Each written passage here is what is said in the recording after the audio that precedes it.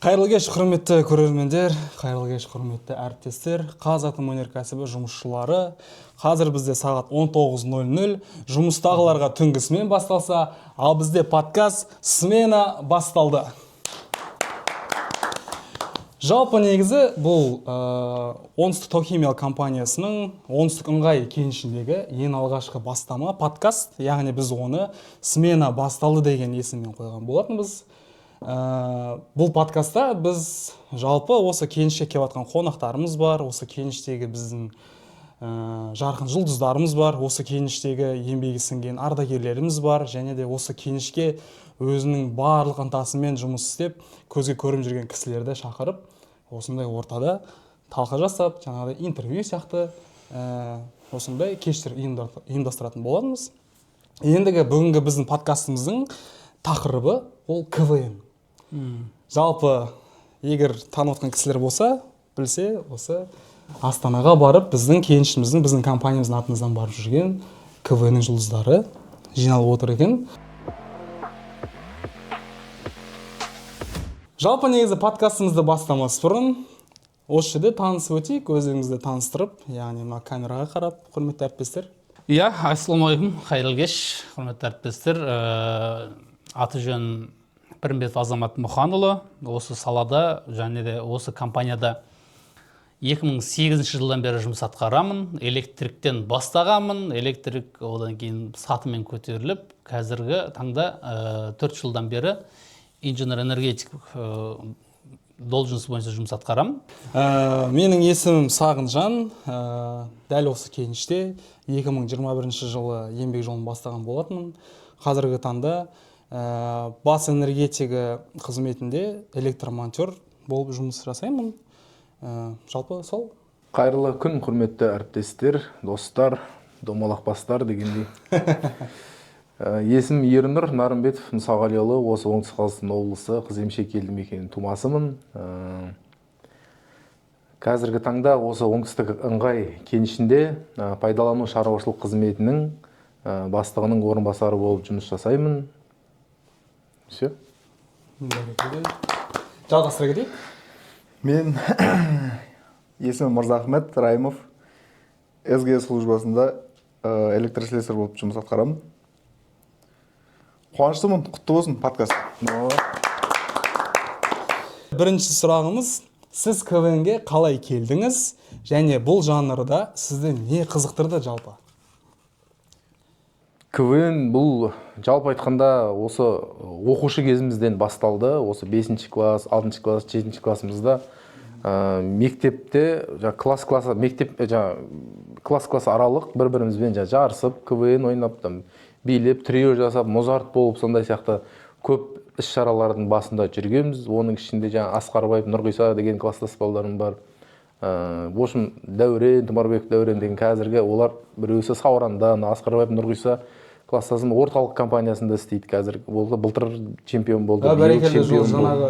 Осы Қазатомпромда жұмыс істейді ғой? Қазатомпромда істейді. Қандай керемет?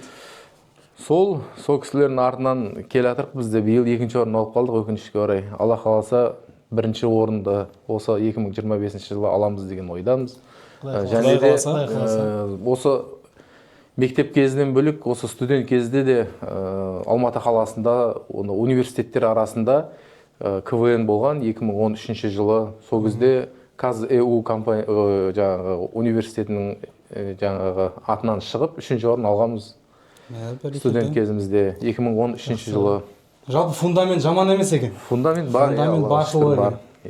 Бірінші орын ғана жетпей тұр ғой сол. Құдай қаласа бұйыртса енді бірінші орынды аламыз деген үміттеміз. Мен КВН өзім ойнамаған екем негізі. Мектеп кезде де, студент кезде де мен осы КВН болмаса жайдарман саласында мен болмағам. Мен болғам өнер саласындағы адам негізі. Әнмен биде. Біздерде біле білсеңіздер, білесіне талантым деген үлкен бір бағдарлама болды осы Қазатомпром саласында. 17-18 жылдары қарқынды дамыды ол. Бірақ карантин басталғалы тоқтап қалды. Сол білесіне талантында осы ЮХ компаниясының атағын үлкен жетістікке жеткізіп, сол ЮХ компаниясын алға сүйреп жүрген жігіттердің бірі мен болатын. Барған жерімізде бірінші орын алмасақ та жүлделі үшінші орынды алып қайтқанбыз. 3 жыл бардық, үшеуінде де үшінші орын алып қайтқан жеріміз бар. Үшінші орын дегенде Бірақ КВН-ге 2023 алдыңғы жылғы да бардым, и осы 22 мен 24-те бардым, 23-те барған жоқпын. Жалпы ұнады маған. Мен тарттым ғой сені есіңде. Иә. Ернұр тартпаса бармайды екенбіз негізі десең. это за отецкий гость 4% деп. Сондай номерлерді беріп қояды өзі, сондай бар енді. Сол кездер ойнаған кездеріміз. Жалпы сахна жат емес. Сахна жат емес. Еркін ұстай білгендіктен шығар, енді қызықтырған сол болған шығар енді жалпы. Дұрыс. Жалпы негізі Азеке өзіміз ұқсас екенбіз. Өзіңіз жұмысқа кірген кезде інім ретінде тартқан едіңіз. Дәл ұқсаған екенбіз. Менде де енді КВН дегенге өзім мектепте де, университетте де мүлде қатыспаған екен, бірақ дебютный ең бірінші қатысқаным осы компаниядан Астанаға бірінші рет 2022 жылы бірге барған. Дебютный болған едім. Жақсы КВН болған. Жақсы КВН болды сол кезде, бірақ өкінішке орай ол кезде біз орын ала алмай қалдық. Енді ол белгілі бір себептермен, мүмкін дайындығымыз нашарлау болып қалды ма? Иә, ол ешкімді кінәлай алмайсың. Иә, оның барлығы. За участие алдық қой. Бірақ за участие алдық. Иә. Это считается. Бірақ ол бәріне беріледі. бір көтеріп тұрып лақтырады екенсің да бір адам. Жалпы бірақ өнерге жақын адамымыз барлығымыз да мектеп кезімізден өлең айтып, би билеп, жаңағыдай әртүрлі шараларға қатысып деген сияқты. Сол үшін бір қызықтырды бұл да бізде. Сахнаға әрдайым жүрегіміз жақын. Неге көрмеске деген сұрақ просто. Неге көрмеске? Көрдік. Компания төлеп тұрса, ары бері жолымызды беріп тұрса, неге бармасқа, дұрыс па? Бойда өнер бар болса. Мәке, мен енді сендердікінен сәл басқаша болады ғой енді. Менгі нем сахнада емес, ол жердегі барған жұмысымда енді. Жұмысым болғанда өзімнің алған қызметім сахнада емес, өнерге енді сәл нелеумен енді. Сіздер жақтым, сіздерді білем, мойындаймын. Менің енді сахнаның сыртындағы жұмыстар ғой. Музыка қойдық, сосын видео түсірдік. Видео түсіру деген енді алдынан жасап жүрген нәрсеміз ғой енді. Бөтен нәрсе емес. Содан кейін енді осы қолдан келген нәрсені қолдан келіп тұрып, сыртқа шығарып, өзіме жан-жаққа пайдасы тимесе енді болмайды ғой. Негізі Мырзахметтің жұмысы өте оңай емес. Ауыр. Осын күтіп, созып жатыр, осы қашан айтады. Ол өте оңай емес. Мысалға, сахнаға шыққан кезде өздеріңіз білесіздер, сахнадағы атмосфера бөлек. Ал сахнаның сыртында жоғарыдан қарап отырып, балалардың мысалы ойнап жатқан кезде өлең қойып отыруы, мынау сахнаның артындағы жаңағыдай фоновой видеолар бар, фоновой суреттердің бәрін қойып отыру өте оңай нәрсе емес. Ол сурет, дайындаған сурет, видео ол бөлек әңгіме да, ал бірақ енді таза жаңағы неде сахнада мысалы выступать етіп жатқан кезде, мына жақтан уже білесің да, сенің қолыңда вообще бүкіл дайындықтың бәрін құрт тастау да сенің қолыңда. 50%. Иә. Мысалға да не қылатын болса, ол жерден қателік кететін болса, уже ана дайындықтың бәрі кетіп қалады. Сол нәрсенің бәрі сезінесің дағын, ол кәдімгідей нагрузка уже қолың дірілеуге шейін барады. Иә, дәл осы жерде мен бір нәрсе айта кетейін. 2023 жылы, иә, қателеспесем біз қойылым қойған едік қой. Медитация деген. Иә. Сол медитация деген қойылымда негізі 50% тапёрдың жұмысы, 50% актердің жұмысы. Даже айта кетейін, 50%-дан көп негізі. Даже 75-те 25% ол тапёрдың жұмысы. Өйткені өлеңді қойып, керек кезде өлеңді өшіріп, пауза ұстап деген сияқты. Ол жақтан мысалы күлкілінішті моменттер болатын кезде оны да учитывать етіп, жаңағыдай қоспай ұстап қалып, пока жаңағы көрермендер күліп алам дегенше деген сияқты өте азайтын жылайын деп момент өнерлер бар. Жақсының жақсылығын айт дейді ғой енді, асыра берген сайын. Бұл жерде бүгін бір-біріміз мақтап сөйтуге келіп пе негізі? Енді мен айтқым келіп отырған, біз жай сахнада жүрген адамдармыз ғой, бірақ сахнаның сыртында өте қандай көп жұмыстар бар екен. Сол себепті мына енді Мырзахметке. Оған респект қол Мырзахметке. Респект. Молодец. Бірақтан бәрібір андай қызық уже бойыңда басқа сезімдер болды уже. Енді айтып жеткізе алмаймын. Ол адреналин деу келмейтін шығар енді. Бірақтан бәрібір желание побеждать, уже командамен біргесің, командаға бір волнаға кіресің. Оны жеткізу қиын ше. Анандай бір сәтті айта алмаймын да. Сахнаға шыққан кезде жүрегім қалай айтады, бір нәрсені күтіп тұрасың ғой қазір. Сенің бойындағы жаңағыдай жауапкершілік, сен дайындығың бар, барлығы мына жақта дүрсілдеп тұрған кезде, вот КВН-ді бір жағынан сол үшін де маған ұнайды.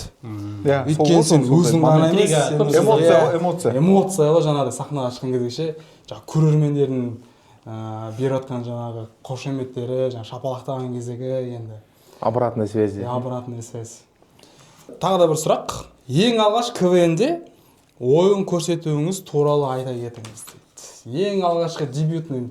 Негізі Ереке, сіз бізден бұрын бастаған едіңіз ғой. Мектептен бастаған. Мектептегіңізді бір есіңізде болса айта кетіңіз. Өзіңіз айтып жіберсеңіз енді. Мектепте баяғыда оқушы кезде голубой огонек деген болушы еді, естеріңізде ме? Голубой огонек? Иә. Бізде болған еді. 9-10 класстарда. Сіздерде дауысы содан ба деп ше. Соған арнайы киім деген голубой огонек деген болды. Мерч Казатомпром, обращайтесь. Если что, обращайтесь, да. 8701. Ссылка в описании. Жоқ, сол мектепте сол голубой огонек дейтін тұғын айтып, білмеймін неге атын соған үшін жылында обязательно сода бір мероприятие болу керек. Либо КВН команда шығарасың, либо әнші, там трио істейсің, либо там бір әнші жеке сольный концерт бересің. Сондай кезде біз жаңағы осы Нұрғиса, мен, кім Дәурен деген 3 бала шығып жаңағыдай не істейтін тұғымыз. КВН команда шығарып, сол жерде бір тамашадан, Бауыржан шоудан болған скетчтарды сол жерде чисто қайталап береміз, болды. Ойдан ештеңе шығармаймыз и жаңағы немен жаңағы өзіміздің немізбен жалғастырып кете береміз де жаңағы ойынымызды көрсетіп. Плагиат жасай бересіз. Плагиат, чисто плагиат болсын. Ойдан ештеңе шығармаймыз енді. Енді оқушымызға 7-ші класс, 6-ші класс есімде. Ойда жоқ дейсің ғой, иә. Иә, ойда жоқ ондай не, жаңадан шығару деген мида жоқ бұл кезде бір. Енді ол кезде мектеп кезінде жаңағыдай енді бастап кеткен кезде. Иә, ол кезде ұяласың же, қасында қыздар Тәжірибе бар. аз болғандықтан. Қыздар бар, қыздардың ойынша бет-бет андай. Артық қимыл тоже сәл ұяттау болып тұрады дегендей ғой. Ол кезде бір клоун сияқты болып қалам ба? Иә. Уайымдап. Қазір жасың 35-ке келді, бір клоун болып жүр. Клоун болып жүрмін. Қоймайды екен. Ничего, жаман емес. Сахнада ойнап жүрміз, компанияның затымыздан шығып жүрміз. Иә. Ол да жаман емес. Компаниямызды жоғары белестерге шығаруға барлық нәрседен неғып отыр қой жаңағы. Барлық жарыс түрлігінен бәрінен барып жатыр. Тородон дегендер ма осы? Осының кезінде анда өлең оқып қою керек қой сонда. Жас көрдіңіз бе? Иә. Ада есірге есілші. Жалпы компанияларыңызда КВН-ге қатысуға іріктеу қалай өтті дейді? 24 күн мен айтып берейінші оны.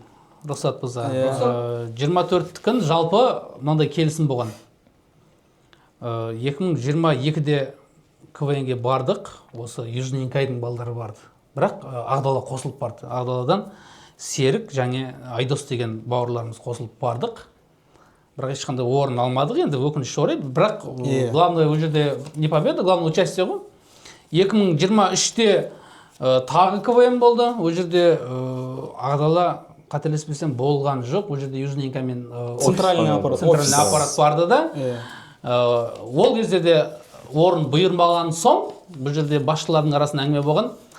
Биыл біздікілер орынға ілінбесе, 2024-те тек Ағдала барады деген әңгіме болған. Сол кезде әңгіме болған. Спорт пошел. Иә, сонымен 2023 жеңіске үздік үштікке ілінген жоқ біздің ЮХ компаниясы.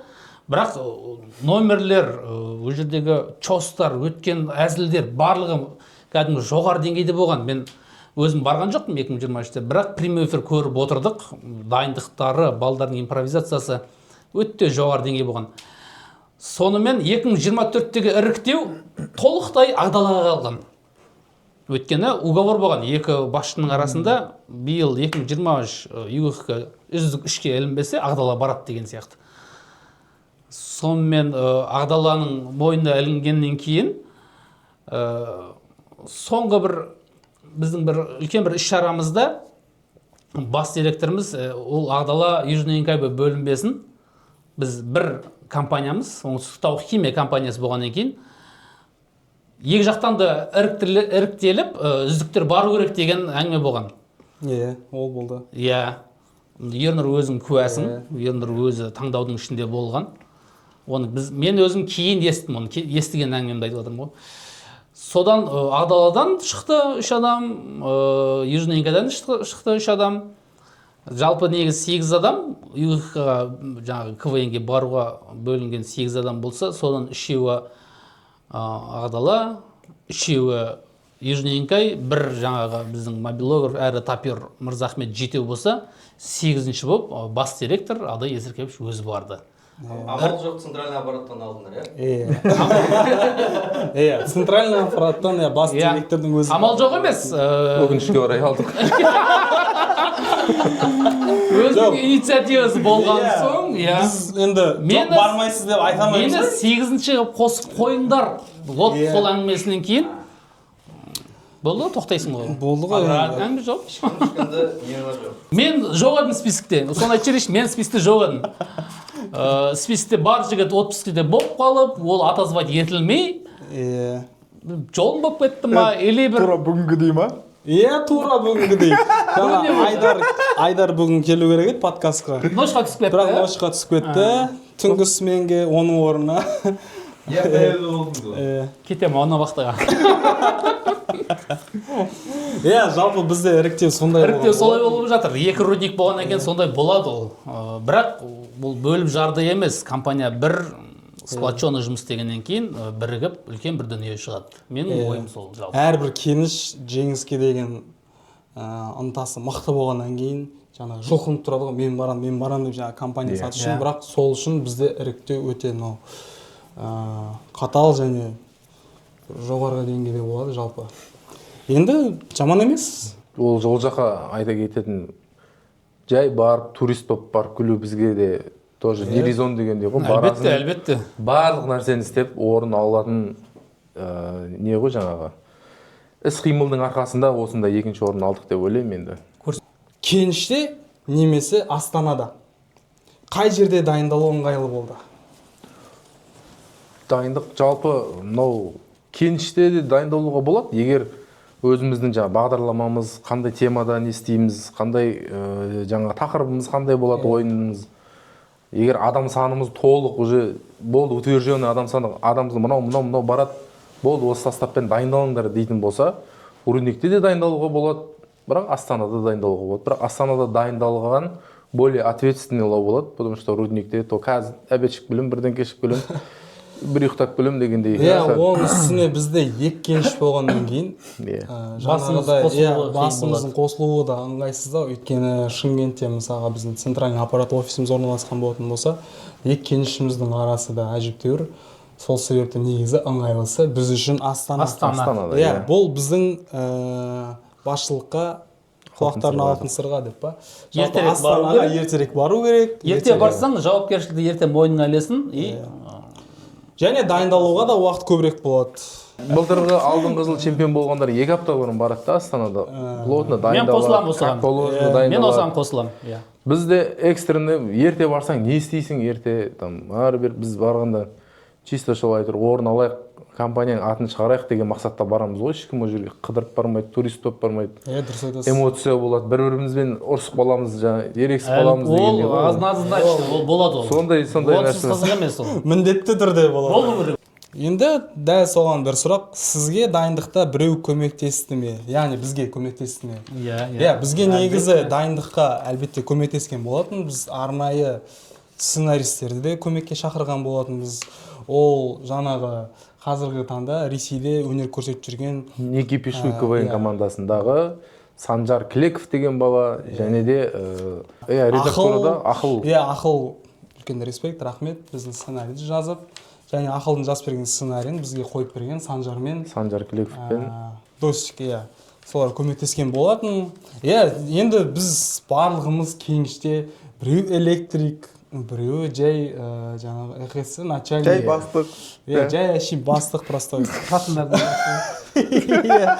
Енді бізден КВН күнде ойнамағандықтан, ондай сферада жүрмегендіктен бізге сценарий жазу, жаңағыдай бір шығарылым дайындау оңай нәрсе емес. Сол себепті біз көмекке жүгінген болатынбыз. Опытымыз да жоқ, және де уақытымыз да жоқ деген жұмыстан. Оны жасыратын еш нәрсесі жоқ, бірақ сонда да сол дайындықты алып шығып жатырмыз, Аллаға шүкір. жазып шыққан балдар енді ақаға жазып берді, әрине тегін жазып бермейді. Тегін бірақ сонда да рахмет. Иә. Кейін респект особенно Санжар мен Досикке. Санжар Досик ақыл. Биылғы КВН-нің 2024-тің КВН-нің басы бар, ортасы бар, аяғы жоқ. Біздің номеріміздің соңын шығарып берген осы екі жігіт негізі. 2024 жылғы КВН-нің тақырыбы сіздерге ұнады ма? Бережливый производство болған болатын. Оған Ерекең жақсы жауап береді өзі. Бережливый производство енді сіздерге қалай екенін білмеймін, бірақ мен бережливый производство тақырыбы маған өзіме ұнамады. Енді ол КВН-ге кішкене ыңғайсыздау болды. И так жұмыстан бережливый производство шаршап барған адамға күніге қазір столовыйда да тұрып, там комната отдыхада тұрып, почти комнатамызда жоқ, жататын жерімізде қалған жердің бәрі бережливый производство. Маған өзіме ол это напрягает кішкене. Сол үшін более свободный формат болса. Басқаша тема болғанда, иә? Басқаша не болса. Мысалы көп охота жайлы. Не бережливый производство десе? Жұмыстан тыс іс-шара болғаннан кейін, кішкене демалса. жұмыстан тыс бір тақырыптар болған дұрыс деп ойлаймын. Бірақ енді бұл жердегі мақсаттары былайынша тура сол нені қазір былайша айтқанда идеология сияқты қылып жатыр ғой. Соны сіңдіріп жатыр мысалы. Әзілмен жеткізсе. Қай жерге қараса да бережливый производство болғаннан кейін, мысалы көп нәрсе, көп жұмыс атқарылып отыр ғой сол тақырып бойынша қазір ше. Сол нәрсені ары продвигать етіп жатыр да ше. Барлық жұмысшылар сіңдіріп жатыр да былайынша келген кезде. Мақсаттар сол шығар. Дұрыс айтады. Бір жағынан бұл да бір жұмысшылардың сол жақтағы көріп жатқан мысалы сол көрермендер бар, видеодан қарайды, солардың бір идеологиясын дамыту мақсатында жасалып жатқан болар деп ойлаймын. Бірақ енді КВН-де ол бережливый производство дегенді басқашалай әзілдеді. КВН-де тек эконом жағын әзілдеді барлық команда. Эконом жағын. Бережливый производство негізі экономиямен ғана шектелмейді ғой ол. Оның бағдары өте көп оның негізі. Тамыры үлкен. Бірақ КВН-де ол басқашалай қабылдады ма, либо басқашалай жеткізді ма? Мақсат күлдіру ғой бұнда. Мақсат күлдіру болғаннан кейін эконом жағын жиі айтты, оған халық күлді, сонымен шектеліп қала салды. Дұрыс қой енді Азеке, money. Қазіргі заманда мысалға енді барлығы тема, барлығы келіп ақшаға тіреледі ғой. Сол себепті жұмысшылардың барлығы да ең өзекті темасының бірі айлық қой. Сол сияқты мен ойлап отырмын енді олар. Негізі бережливый производство айлықпен, экономмен шектелмейді негізі. Оның бағдары өте көп оның. Бас директормен бірге дайындалу қиын болды ма? Осы жерге мен жауап бере кетейін. Жалпы негізі өте қызық болды. Біздің бас директормен дайындалған. Біз арнайы ол кісінің гостиницасына кіріп, оның номерінде дайындалған болатын. Біз айнаның алдына тұрғыз қойып, ол кісі айнаға қарап, жаңағыдай өзінің текстін айтып, бет қойып, жаңағыдай билет, Дональд Трамптың биі бар. Осылай билейді ма деп қойып. Ол кісіге де андай қызық моменттер бар. Негізі бізге сценаристер жаңағыдай мәтін тексті дайындап берді ғой, әзілдерді. Сол әзілді біз бас директорге айтып отырық қой. Сөйтсе ол кісі, иә, дұрыс, бірақ мен оны былай айтамын дейді. Жаңағыдай сол жер ұнады ма? Жоқ, былай айтамын деген ештеңе емес қой. Мен оны өзім айтамын, бірақ әзірге сендерге не айтатынын ешкімге айтпайын деген. Міне осы жері бір андай не болды ғой мен үшін. Қалай айтады ол кісі? Не айтады ертең сахнаға шыққан кезде? Ақ тұрмаймыз ба? Иә, бізге главное айтпайды ол кісі. Сендер ол жағын уайымдамаңдар. Айтпайды оны. Иә, бүйтеді. Сендер оны уайымдамаңдар. Мен оны былай айтамын. Бірақ сендерге қазір айтпаймын. Мен өзім сахнаға шыққан кезде айтамын дейді да. Сонымен біз бәріміз орысша айтқанша озадачен болып қаламыз. Мә ол кісі не айтады екен. Сонымен барынша тырыстық енді КВН-нің ойыны болған күнге дейін ол кісіге әбден жаңағыдай информацияны суырып, осылай айтайық, былай айтайық деп жаңағыдай келтіріп әйтеуір. Кейбір әзілдерді ол кісі ұялып айтқысы келмей жаңағыдай. Енді ол кісінің де түсінігі болады. Біраз жасқа келген кісі жаңағыдай өзіне кішкентай балалармен жасты жаңағыдай щеголдар дейді ғой енді бір сөз айтқанда сахнаға шығып ойнау деген енді қиынға соққан болар. Нұрдәулетке де соңында айтты ғой, Нұрдәулет қиын екен деп же. Иә, өзі де дәл солай айтып жеткізген болатын. Бірақ бас директор өзінің рөлін, өзінің өте жоғары деңгейде алып шықты. Сол кісінің арқасында деп айтсақ та болады. Ол кісінің стаж бар ғой, қанша жыл бұрын деді ойнаған деді. 33. 33 жыл бұрын ол кісі де ойнаған 32 ма 33 па? Иә. Сол 32 ма 33. сол кезде екінші орын алып қалғанмын деді ғой. Сөйтіп жаңағыдай біздің Әділқазы алқаларына намектап айтқан едім, мен тағы да 33 жыл күте алмаймын деп. деген еді. Бірақ сонда да Әділқазы алқалары бізге екінші ол орын берді. ходымыз жүрмей қалды. Ол ход жүрмей қалды өкінішке орай. Енді біздің басты козырымыз негізі бас директор болатын. Басты козырымыз бас директор болатын. Қалай жалпы? Негізі ұнады ғой? Жақсы, жұмыс жасаған. Жақсы алып шықты. Басында уайымдадық, дайындық қалай болады екен ол кісімен, бір-бірімізді түсіне аламыз ба, түсіне алмаймыз ба, оған біздің әзілдеріміз ұнамай қалса ше деген уайымдар болды ғой бәрібір. Бірақ кейін бір ерекең бір дайындалатын бір орта тауып, сол жерге генеральный репетициядан кейін шығып кеп дайындалдық қой. Жаңағыдай. Сол кезде ол кісі өз-өзін басқаша ұстады ғой, уже біздің арамызда басқаша еркін ұстады, біз де еркін ұстадық уже. Жаңағы әзіл ұнады маған, оны өзі нақаду құрастырды ғой. Иә, ойнан. Мен бұл әзілді мен былай айтамын деп тұрып, өзінің ойынан айтып ше. Бірақ сол кәдімгі чос сол өтті сол халыққа. Кәдімгі халыққа полный өтті жюриге дейін. Бір сөзбен айтқанда жарды залды. Біз генеральный репетицияда біздің ЮГХ-ға 13 команданың қателеспесем біреуі сенген жоқ біздің анау әзілдеріміз өтеді, үздік орын аламыз деп. Өткен біздің генеральный репетицияда бізде ешнәрсе көрінген жоқ. Әзіліміз көрінген жоқ, выход көрінбейді, прощание көрінбейді. Ана жерде бір ғой, өзі регламент 8 минутта. 8 минутта бәрін бітіріп кетіп қалуың керексің. 8 минут бет, 7 минут бет. 8 минут болды. И дайындықта генеральный жаңағы бас директор болмағаннан кейін әзіл ана жерде өтіп жатқан жоқ, ешкім өтіп жатқан жоқ. Ортадағы короткий әзілдер түсініксіз, барлығы түсініксіз. Главное, бірақ бір-бірімізді түсініп жүрміз біз. Қатысушылар бір-бірімізді. Мынадан кейін біз шығамыз, мынадан кейін біз шығамыз. Мынау бейімет бәрі. И аналарға түсіндіреміз жаңағы редакторадағы екі жігіт кімге ғой, жаңағы Жанелияға. Орнына Ернұр шығып жүрді. Сол болатын күні обедте бастықтың жаңа несін шақырып, гостиницасын қасында бір арендаға бір жерде алып, жүрді дайындықта бастыққа берген сценарийді бастық өзі сызып тастап, жоқ мен былай айтамын деп айтып дайындалды. Соны айтып шықты. Зор болды ғой. Енді халықта жақсы өтті. Еще за кулисом қанша 12 команда тұрма, біз шықтық, бәрі құшақтады ғой. Сендердікі дайындықты мұндайды көрмеген едік. Мынау енді жоғары деңгей болды. Сиқыр болды. ЮГХ үздік үштің ішінде деген әңгімені 12 команда айтып жүрді сол кезде. Бас директордың сол кездегі рөлі үлкен көрсетті. Соның арқасында ол кісі үздік ойыншы. Үздік ойыншыны бас директор алды. Бас директор біздің үздік Подоец Кепиш үздік ойыншыны алды. Үздік актер ма? Лучший актер.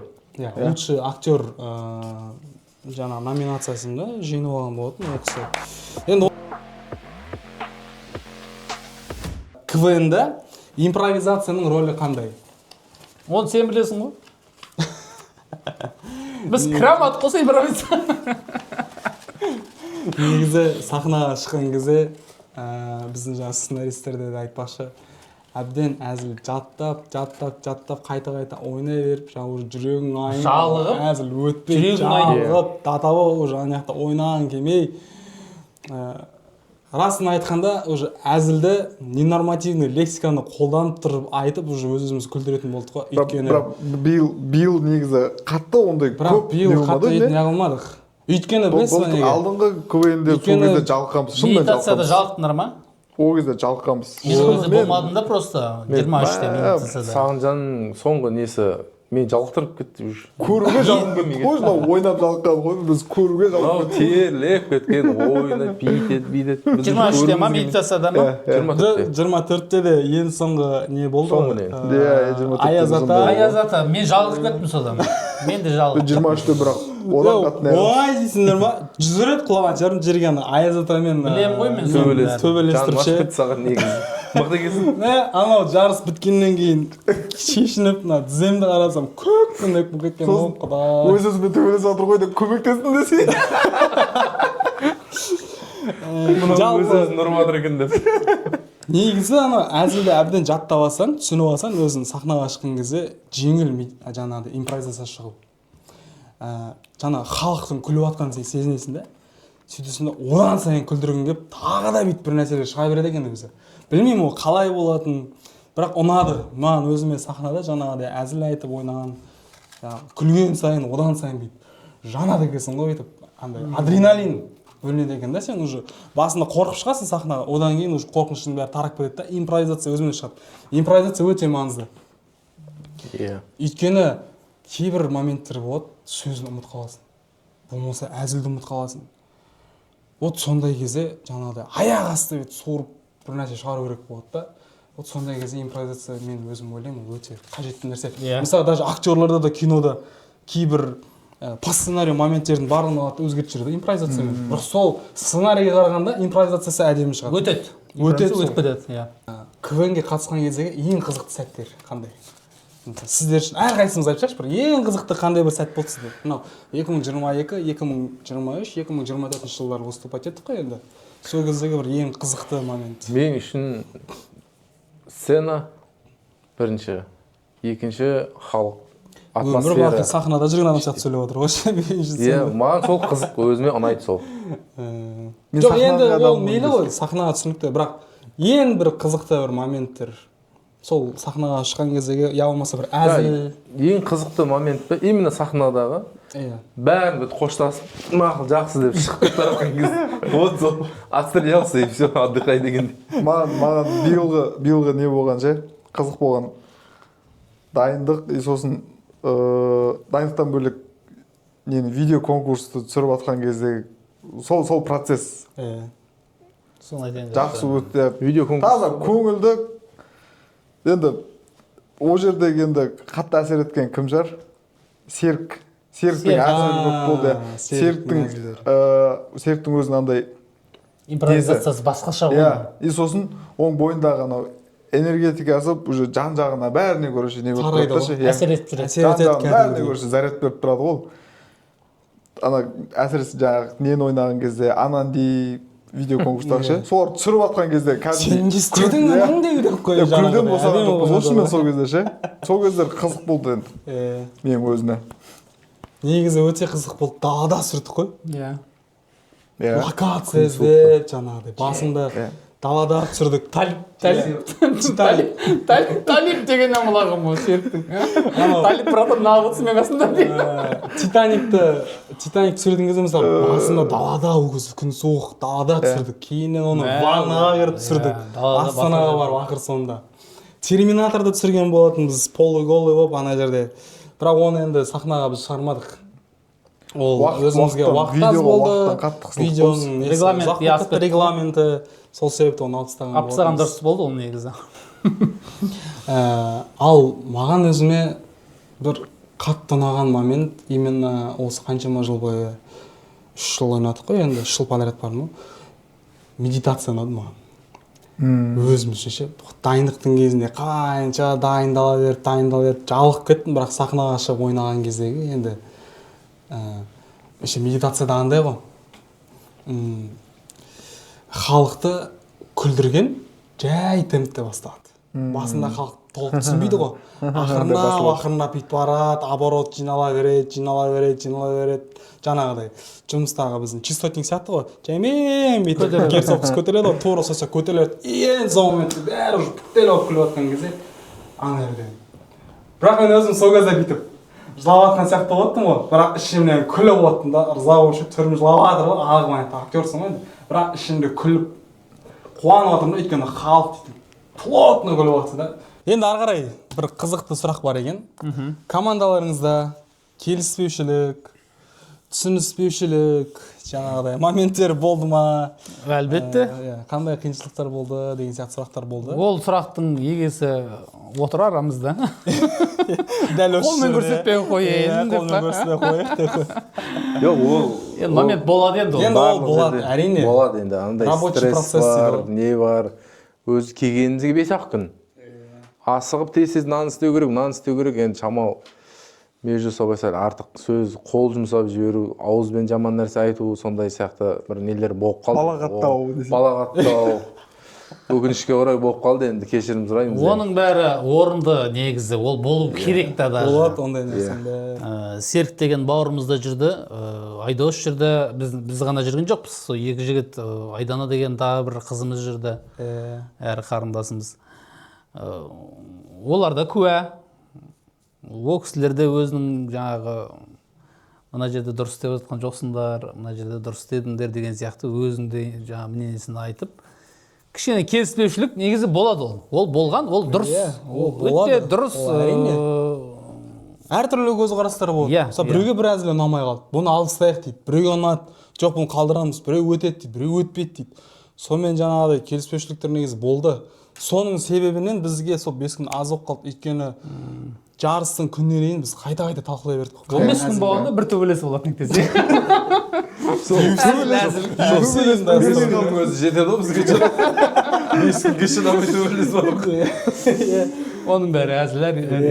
Негізі ол жақта болған нәрсенің бәрі сол жерде қалсын. Оның бәрі әрине жұмыстың процесінде болған нәрсе. Келіспеушілік болу деген ол бір үлкен бір дүниенің пайда болуы деген сөйтіп қабылдау керек негізі. Келіспеушілік болмау деген жер ол қорқу керек ондай жерден. Ол жерде бір дүние шықпайды. Біріге алмайсың. Құтқарып қалыпсың ғой бізді. Иә. Қашан қалып жүрміз? КВН-ді дамыту үшін қандай жаңа форматтар немесе идеялар ұсынар едіңіздер? Жалпы бұл енді біздің Казатомпромдағы осы КВН-ді дамыту мақсатында қандай өзгерістер енгізуге болады, қандай жаңа нәрселерді кіргізуге болады? Ең бірінші КВН-ді дамыту үшін КВН емес, көңілді тапқылар алаңы қылып қазақшаға ауыстыру керек. Сосын барлық тақырып болсын, сахнадағы ойнаған әрбір әріптесіміз, әрбір осы Казатомпром саласында жұмыс істеп жүрген сол қатысушының барлығы қазақша форматты өткізсе, бізде қазір Жайдарман деген үлкен тақырып бар, үлкен жоба бар. Жайдарманда өздеріңіз көріп жүргендей ешқандай орысша ойнамайды жерде. Біз Казатомпромдағы жаңағы КВН емес, Казатомпромдағы Жайдарман деп ауыстырсақ та болады. Бізге ешкім кедергі де емес. Қазақша өткізсе, уже орысша сөйлеп жатсың ба? Қазақша өткізсе, басқаша өтеді уже жаңағы барлық әзілдердің, барлық дайындықтың барлығы. Жалпы қазақша өткені дұрыс деп ойлаймын өзіміз.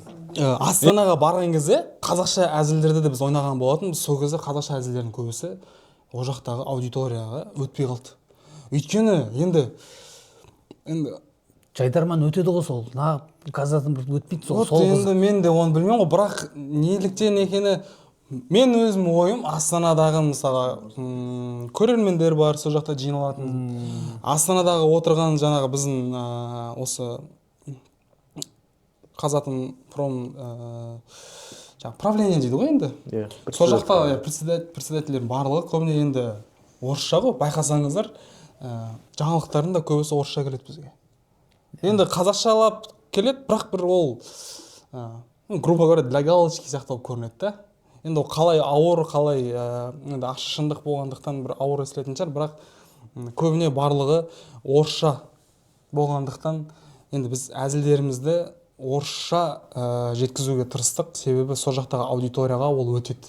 Өйткені біз оны Ерекең өзі куә, біздің тәжірибемізде бар. Астанаға қазақша әзілмен барған кезде көбісі өтпей 2022 жылы, иә. 22-де өтпей қалған, иә. Тек қазақша қылдық, қазақша жаңағы дастархан, ет әкеп қойдық ортаға. Шәл қазақы нақышта дамытамыз, сондай болып не істейміз деп ек, бірақ ол бағаланбады. Сонымен уже Астананың нақтың адамдарына русскоязычный әзіл более жақын болды. Түсіндіруімізде өтін кіреді, қазақша өліп қазір. Қазақ бір-бірін қазақшамен сөйлеспейтін заман болды ғой қазіргі таңда. Ол жақта аудитория дегенге тағы да андай нәрсе бар да.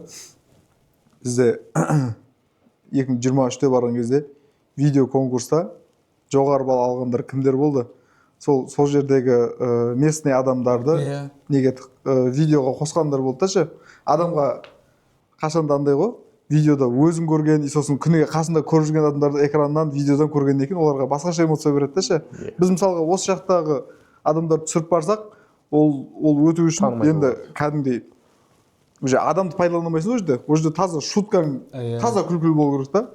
Мысалға екі бірдей шутка актерский состав ана өзінің таныс адамдар болатын болса ол уже басқаша өтеді да ше. Сол жағы да бізге сәл негізінде қиындау ол болады. енді жаңағыдай айтқанда орысша внутренний кухня дейді ғой. То есть олардың өзінің белгілі тұлғалары бар да жалпы. Сол тұлғаларына олар әзіл келтіріп, солардың бір орысша айтқанда привычка дейді ғой енді. Сол привычкаларына, бір сөйлеу манерасына бір әзілдеп келтіріп, сондай әзілдер өткен болатын. Бірақ енді біз мынау Түркістан облысында былай қарап тұрсаң Қазақстанның оңтүстік аймағы ғой енді, ол аяқта орталық мысалға. Біздің кейбір южный әзілдеріміз ол жаққа өтпей қалған болатын. Сол себепті біз Сарыағаштағы әзілдер десе. ондай между нами әзілдер өтпей қалады да ше, кішкене Мамбет болып көріп қала ма деп ойлаймыз арасында. Сол үшін бір құрсын қазақша ойнамай қойып, жоқса орысша ойнай берейік, соларға жақсақ болды ғой дегендей қылып. Енді оның барлығы не үшін? Орын алу үшін ғой былай қарап тұрсаң. Өйткені жеңіс бәріне керек. На войне средства хороши дейді. Сосын биылғы неден маған өзіме ұнамаған нәрсе плагиат әзілдер көп болды. И сосын соларды жақсы бағалады. Сол жері сәл обидно болды. Анау әзіл кірпі шешен деген. Негізі жайдарманда болып қойған әзіл. Бірақ соны лучше шутка қылды. Бірақ ол плагиат былай қарап тұрсаң, ол жайдарманда бүкіл неде ойналып қойған әзілді олар лучше шутка ретінде келтірді. Лучше шутка деп оны просто Жасын Қанбаев өзі айтып тұрды, бірақ Жасын Қанбаевтың өзіне ол үлкен былай қарап тұрсаң шоу-бизнесте жүрген кісіге бұндай ортаға келіп жаңағыдай күшті әзіл деп айтқан ұят көрінді. Енді ол қандай жұлдыз болса да мен бетіне басып айтайын. Ол дұрыс емес деп ойлаймын. Сосын анау әзілде жаңағы 500 мың ба? Сатыға шыққан Ернар Сакуповтың әзілі. Ол Россияда ойнады, Қазақстанда ойнады ол ше. Ол біраз жерде ойналып қалған әзіл негізі. Сол әзілді өте орынды болды, себебі былай қарап тұрсаң 22-ші жылы біз ойнадық сол әзілді. Біз ойнаған болатынбыз, бірақ бізге сол кезде олар кішкене жаман көзқараспен қарап қалды. Біз даттап атқандай болып көрініп қалдық та, өкінішке орай. Жексұрындай болып. 23-те ол. Жоқ, 22-де. 22-де ойнады. Өкінішке орай жексұрын адам сияқты болып қалдық енді. Всего лишь 500 тысяч деп па, бір нәрсе деп айтып еді кубогына. Негізі мен өзім бір өзгеріс енгізгім келеді. Оны осы 2025 жылы Астана қаласында емес, Түркістанда өткізсе КВН-ді. Себебі командалардың көбісі, негізі бүкіл рудниктердің көбісі осы Қызылорда, Түркістан облыстарында ғой негізі. Басты көпшілігі. Сол себепті мен ойлаймын, алысқа дор боламай, орталыққа қарай, жақынға қарай, сол Түркістан қаласына көрермен бізде де мысалға көбірек болады. Байқасаңыздар, біз әрдайым Астанаға барамыз. Астанаға барған кезде жаңағыдай Кап Технологи, Кап Логистик, жаңағыдай өзінің корпоративный центрі бар. Солардың болельщиктері көп болады да. Зал уже болельщик кіргізе алмаймыз, артық адам кіргізе алмаймыз, уже забитый зал. Бір жағынан ол бізге де болельщиктерді Астана қаласына алып бару үшін тағы да қаражат көбірек кетеді, мысалы жолға. Олардың жаңағы командировочный бар деген сияқты. Ал оларға да оңай барлығы қалада. Сол себепті бір жағынан мен ойлаймын, ол отырған әділ қазалқаларына әзілді мысалы айтылған кезде жаңағыдай көрермендер күлсе, көрермендердің реакциясы мықты болса, оларға ол әзіл өткенде болып көрінеді ғой. Мықтырақ болып көрінеді да ше. Сол себепті ол болельщиктердің де орны өте үлкен да. Мен ойлаймын сол биыл мысалға менің өзімнің ойым 2025 жылы осы КВН-ді Түркістан қаласына өткізсеңіздер үлкен ғанибет болатын еді. Жалпы менің өзім ұсынысым сондай болып тұр. Енді жалпы КВН Құдай қаласа биыл 2025 жыл біз тағы да дайындалып барамыз. ГХК компаниясы әлі чемпион болмағанша ешқашан тайынбайды, әрдайым дайындалады. До конца ғой, иә? Әлбетте. КВН наш иншалла. Осымен біздің бүгінгі смена басталды подкастымызды аяқтаймыз деп ойлаймын. Смена басталды деп бастаған болатынбыз. Бүгінгі подкастымыз аяқталды деп біздің бірінші дебютный подкастымызды аяқтауға Құтты болсын. рұқсат етіңіздер. Бір шапалақтап қояйық.